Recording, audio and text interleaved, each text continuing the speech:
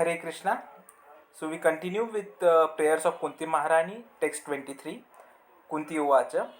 Ime janapadha swavriddhaha suphakshaushidi virudhaha vanadri nadi udavanto hi idhante tava vikshitaha tehi. All the cities and villages are flourishing in all respects because the herbs and grains are in abundance. The trees are full of fruits and the rivers are flowing. The hills are full of minerals and the oceans full of wealth. And this is all due to your glancing over them. Ime janapadaha स्वरद्धाः सुपक्षौषधिः विरुद्धाः वनाद्रि नादि उदवन्तो हि इधन्ते तव वीक्षितैः. Srimad Bhagavatam 1.8.40. Human prosperity flourishes by natural gifts and not by gigantic industrial enterprises. The gigantic industrial enterprises are products of a godless civilization and they cause the destruction of the noble aims of human life. The more we go on increasing such troublesome industries to squeeze out the vital energy of the human being, the more there will be unrest and dissatisfaction of the people in general, although a few only can live lavishly by exploitation.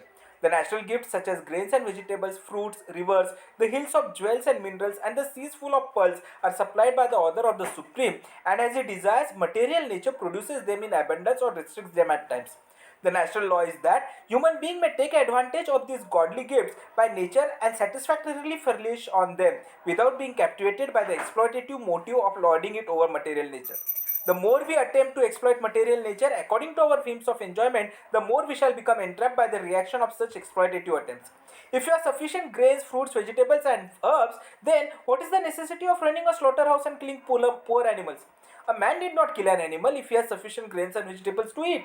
The flow of river waters fertilizes the fields, and there is more than what we need. Minerals are produced in the hills and the jewels in the ocean. If the human civilization has sufficient grains, minerals, jewels, water, milk, etc., then why should we hanker after terrible industrial enterprises at the cost of the labor of some unfortunate men? But all these natural gifts are dependent on the mercy of the Lord. What we need therefore is to be obedient to the laws of the Lord and achieve the perfection of human life by devotional service. The indications by Kunti Devi are just to the point. She desires that God's mercy be bestowed upon them so that natural prosperity be maintained by His grace. Kunti Devi mentions that the grains are abundant, the trees are full of fruits, the rivers flowing nicely, the hills full of minerals, and the oceans full of wealth. But she never mentions that industry and slaughterhouses are flourishing. For such things are nonsense that men have developed to create problems. If we depend on God's creation, there will be no scarcity but simply anand, bliss. God's creation provides sufficient grains and grass. While we eat the grains and fruits, the animals like the cows will eat the grass. The bulls will help us produce grains and they will take only a little, being satisfied with what we throw away. If we take fruit and throw away the skin, the animal will be satisfied with the skin. In this way, with Krishna in the center, there will be full cooperation between the trees, animals, human beings and all living entities. This is Vedic civilization, a civilization of Krishna consciousness. Kunti Devi prays to the Lord, this prosperity is due to your glance. When we sit in the temple of Krishna, Krishna glances over us and everything is nice. When sincere souls try to become Krishna's devotees, Krishna kindly very forward comes before them in his full opulence and glances upon them and they become happy and beautiful. Similarly, the whole material creation is due to Krishna's glance. Sa Aikshata. In the Vedas, it is said that he glanced over matter and thus agitating it. A woman in touch with a man becomes agitated and becomes pregnant and then gives birth to children. The whole creation follows a similar process. Simply by Krishna's glance, matter becomes agitated and then becomes pregnant and gives birth to the living entities. It is simply by his glance that plants, trees, animals and all other living beings come forth. How is this possible? None of us can say simply by glancing over my wife I can make her pregnant. But although this is impossible for us, it is not impossible for Krishna. The Brahma Samhita 5.32 says, Angani yasya sakalendriya vrittimanti. Every part of the Krishna's body has all the capabilities of other parts. With our eyes we can only see, but Krishna merely by seeing can make others pregnant. There is no need of sex, for simply by glancing, Krishna can create pregnancy. In Bhagavad Gita 9.10, Lord Krishna says, Madhyakshena prakriti shuyate characharam. By my supervision, material nature gives birth to all moving and non-moving beings. The word Aksha means eyes. So Akshena indicates that all living entities take birth because of the Lord's glance. There are two kinds of living entities. The moving beings like insects, animals and human beings, and the non-being beings like trees and plants. In Sanskrit, these two kinds of living entities are called Sthavara, Jangama, and they both come forth from material nature.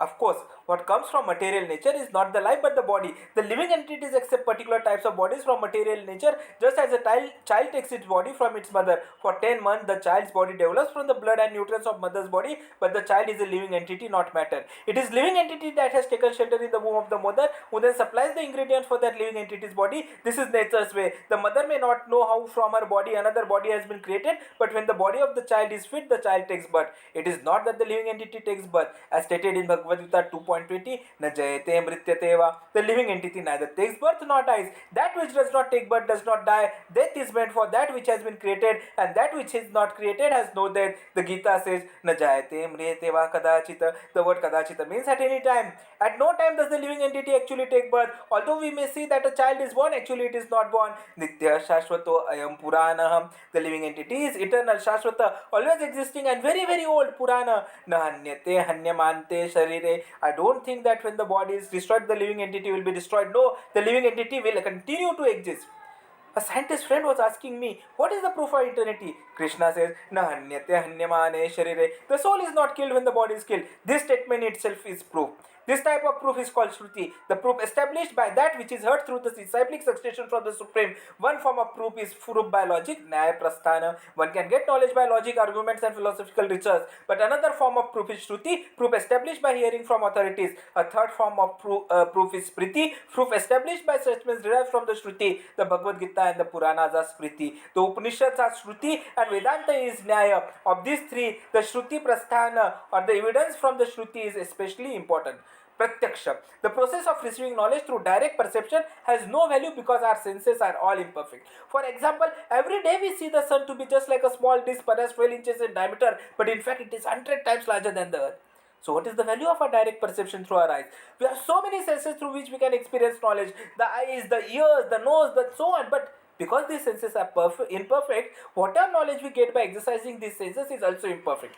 Because scientists try to understand things by exercising their imperfect senses, their conclusions are always imperfect. Swarup Damodar, a scientist among our disciples, inquired from a fellow scientist who says that life comes from matter. If I give you the chemicals with which to produce life, will you be able to produce it? The scientist replied, That I do not know. This is imperfect knowledge. If you do not know, then your knowledge is imperfect. Why then have you become a teacher? This is cheating. Our contention is that to become perfect, one must take lessons from the perfect. Krishna is perfect, so we take knowledge from him. Krishna says, Nahanyate hanyamante sharire. The soul does not die when the body dies. Therefore, this understanding that the soul is eternal is perfect. Kunti Devi says, Ime janapada savraddaha supakshaushadi virodaha. The grains are abundant, the trees full of fruit, the rivers flowing, the hills full of minerals, and the ocean full of wealth. What more should one want? The oyster produces pearls, and formerly people decorated their bodies with pearls, valuable stones, silk, gold, and silver. But where are those things now? Now, with the advancement of civilization, there are so many beautiful girls who have no ornaments of gold, pearls, or jewels, but only plastic bangles. So, what is the use of industry and slaughterhouses? By God's arrangement, one can have enough food grains, enough milk, enough fruits and vegetables, and nice clear river water. But now I have seen while traveling in Europe that all the rivers there have become nasty. In Germany, in France, and also in Russia and America, I have seen that the rivers are nasty. By natures, where the water in the ocean is scraped clear like crystal, and the same water is transferred to the rivers but without salt, so that only one may take nice water from the river. This is nature's way, and nature's way means Krishna's way. So, what is the use of constructing huge waterworks to supply water? Nature has already given us everything. If you want wealth, we may collect pearls and become rich. There is no need to become rich by starting some huge factory to produce auto bodies. By such industrial enterprises, we have simply created troubles. Otherwise, we need only depend on Krishna and Krishna's mercy, because by Krishna's glass, tasa vikshitaihi, everything is set right. So if we simply plead for Krishna's glass, there will be no question of scarcity or need. Everything will be complete. The idea of Krishna consciousness movement, therefore, is to depend on nature's gifts and the grace of Krishna. People say that the population is increasing, and therefore they are checking this by artificial means. Why? The birds and bees are increasing their populations and have no contraceptives, but are they in need of food? Do we ever see birds or animals dying for want of food? Perhaps in the city, although not very often. But if you go to the jungle, we see that all the elephants, lions, tigers, and other animals are very stout and strong. Who is supplying them food? Some of them are vegetarians and some of them are non-vegetarians, but none of them are in want of food. Of course, by nature's way, the tiger, being a non-vegetarian, does not get food every day. After all, who will face a tiger to become its food? Who will say to the tiger, Sir, I am a philanthropist and I have come to you to give you food, so take my body? No one. Therefore, the tiger has difficulty finding food. And as soon as the tiger is out, there is an animal that follows in and makes a sound like few, few, so that other animals will know. Now the tiger is out. So by nature's way, the tiger has difficulty, but still Krishna supplies it food. After about a week, the tiger will get the chance to catch an animal, and because it does not get fresh food daily, it will keep the carcass in some bush and eat a little at a time. Since the tiger is very powerful, people want to become like a lion or a tiger, but that is not a very good proposition, because if one actually becomes like a tiger, one won't get food daily, but will have to search for food with great trouble. If one becomes a vegetarian, however, one will get food every day. The food for a vegetarian is available everywhere. Now in every city there are slaughterhouses. But does this mean that the slaughterhouses can supply enough so that no one can live by eating only meat? No. There will not be adequate supply. Even meat eaters have to eat grains, fruits and vegetables along with their slice of meat. Still for that daily slice of meat they kill so many poor animals. How sinful this is. If people commit such sinful activities, how can they be happy? This killing should not be done and therefore people are unhappy. But if one becomes Krishna conscious and simply depends on Krishna's glass, tabo vikshatehi, Krishna will supply everything and there will be no question of scarcity. Sometimes there appears to be scarcity, and sometimes we find that grains and fruits are produced in such a huge quantity that people cannot finish eating them. So this is a question of Krishna's glass. If Krishna likes, he can produce a huge quantity of grains, fruits and vegetables. But if Krishna desires to restrict the supply, what good will meat do? You may eat me or I may eat you, but that will not solve the problem. For real peace and tranquility and a sufficient supply of milk, water and everything else we need, we simply have to depend on Krishna. This is what Bhakti Vinod Thakur teaches us when he says, Mara bhi rakha bhi ichha tohar. My dear Lord, I simply surrender unto you and depend on you. Now if you like, you may kill me or else you may give me protection. And Krishna says in reply, yes sir. Sarvadharman paritejya mam ekam sharanam raja. Simply surrender exclusively unto me. He does not say, yes, depend on me and also depend on your slaughterhouses and factories. No, he says, depend only on me. Aham tam sarva papebhyo mokshayishyami. I will rescue you from the results of your sinful activities. Because we have lived so many years without being Krishna conscious, we have lived only a sinful life. But Krishna assures us that as soon as one surrenders to him, he immediately squares all accounts and puts an end to all one's sinful activities so that one may begin a new life. When we initiate disciples, we therefore tell them, now the account is squared. Now don't commit sinful activities anymore. One should not think that because the holy name of Krishna can nullify sinful activities, one may commit a little sinful activity and chant Hare Krishna to nullify it. That is the greatest offense. Namno baladhyasya papa buddhihi. The members of some religious order go to church and confess their sins, but then they again commit the same sinful activities. What then is the value of their confession? One may confess, my Lord, out of ignorance I committed this sin, but one should not plan, I shall commit sinful activities and then go to church and confess them, and then the sins will be nullified and I can begin a new chapter of sinful life. Similarly, one should not knowingly take advantage of the chanting of the Hare Krishna mantra to nullify sinful activities so that one may then begin sinful acts again. We should be very careful. Before taking initiation, one promises to have no illicit sex, no intoxication, no gambling and no meditating, and this vow one should strictly follow. Then one will be clean. If one keeps oneself clean in this way and always engages in devotional service, his life will be a success and there will be no scarcity of anything he wants. This is what Krishna has assured always. So Kunti Devi says, Ime janna padaha savraddaha supakshausadi virudaha vanadri nadi udavanto he adhante tava vikshitehi. All these cities and villages are flourishing in all respects because the herbs and grains are in abundance, the trees are full of fruits, the rivers are flowing, the hills are full of minerals and the oceans full of wealth, and this is all due to your glancing over them.